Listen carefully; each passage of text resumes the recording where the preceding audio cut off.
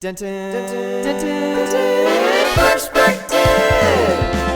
If you got nothing to do, and there's a cool town waiting for you, a place in DFW, Dallas-Fort Worth area. If you ain't got a place to be, we'll show you all the news, events, the shows right here on Denton Community TV. So come on down to a place called Denton, Texas. Yeah, tune in now for a new Denton Perspective. Take a chance, cause you're not gonna wanna miss this. Denton Perspective. We love Denton! Welcome back to Denton Perspective. My name is Lindsay Duke. And my name is Alexis English.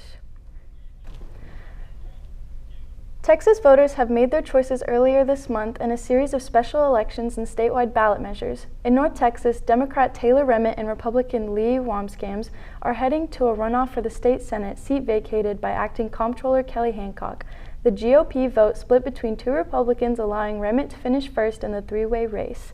In Houston, Democrats Christian Menifee and Amanda Edwards also advanced to a runoff in a special election for a U.S. House seat that has been vacant since March. And statewide, Texans approved all 17 proposed constitutional amendments, a sweeping set of changes that will impact property taxes, water infrastructure, public safety, education funding, and research investment. These results set up a busy political start to 2026 with multiple runoffs and new policy changes now set to take effect across Texas. Old comrades gather in a Veterans Day celebration here in Denton. Joshua Landers has the story.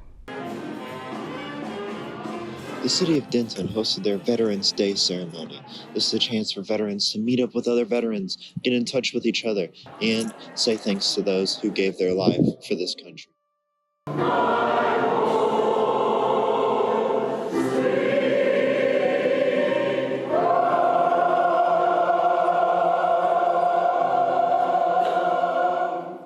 I want to begin by introducing our speaker for the day.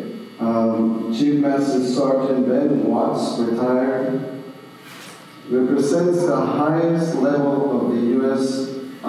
Air Force enlisted rank. Anyway, first of all, I'd like to welcome everyone to the Denton Update recognition and celebration of Veterans Day. One cockpit had a woman in it, and that was a long operation. They flew 42 hours there and back, and they air refueled several times, and that's a long ride. That's a long ride. But I'll have to say that women's footprint is just embedded over all the things that we do that make us a great military force, and they're fighting. I mean, their capabilities to lead, guide, and provide ideas and direction to things make us a very, very lethal fighting force. Thank you.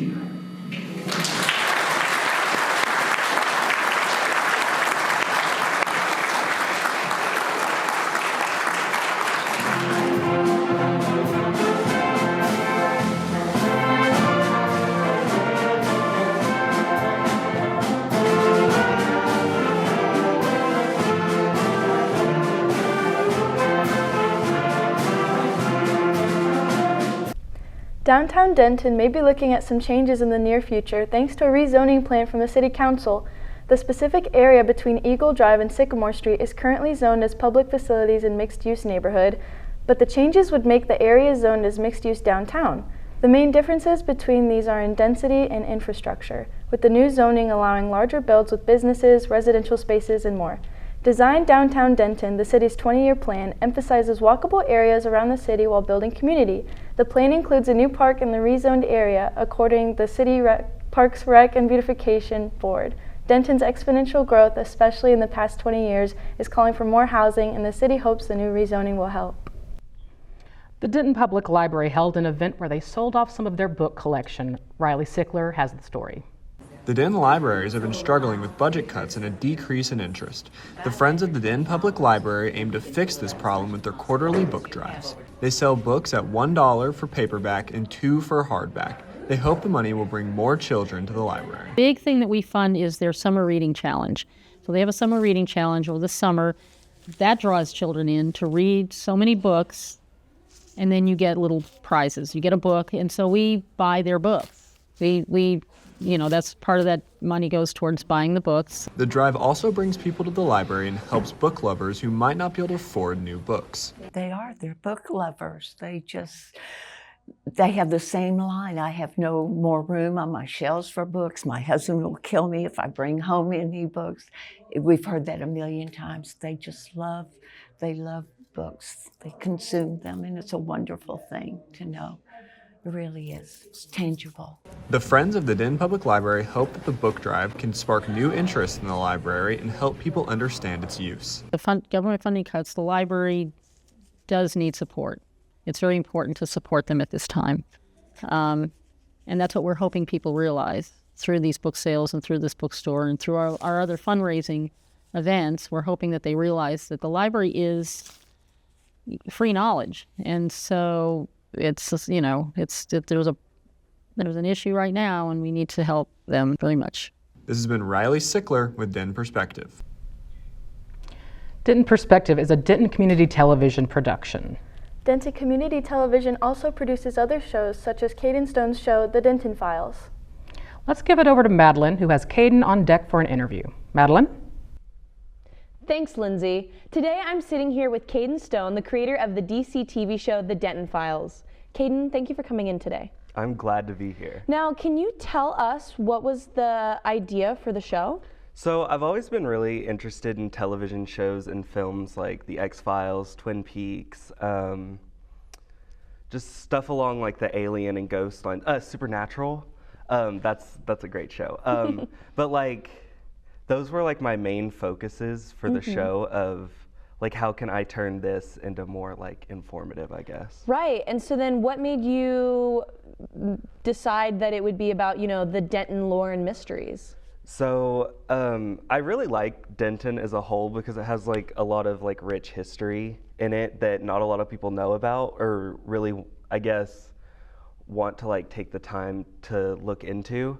So I'm kind of creating an outlet where people can get all the information that they need about a certain topic like this into one singular video.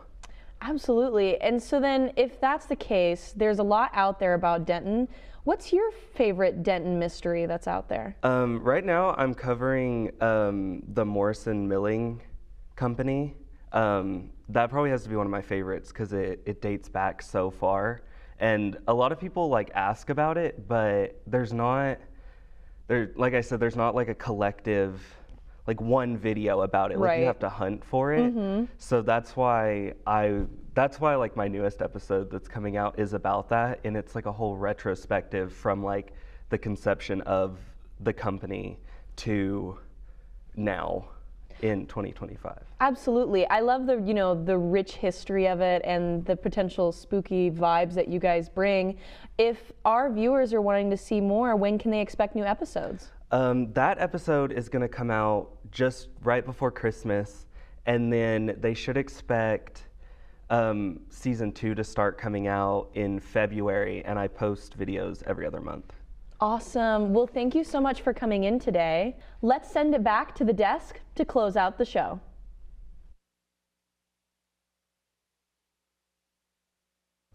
Thanks, Madeline. Well, that's all we've got for this month's episode of Denton Perspective. Denton Perspective will be taking a break and coming back next February. Until then, have a good one. Denton Perspective. If you got nothing to do, and there's a cool town waiting for you, a place in DFW, Dallas-Fort Worth area. If you ain't got a place to be, we'll show you all the news, events, the shows right here on Denton Community TV. So come on down to a place called Denton, Texas. Yeah, tune in now for a new Denton Perspective. Take a chance, cause you're not gonna wanna miss this. Denton Perspective. We love Denton!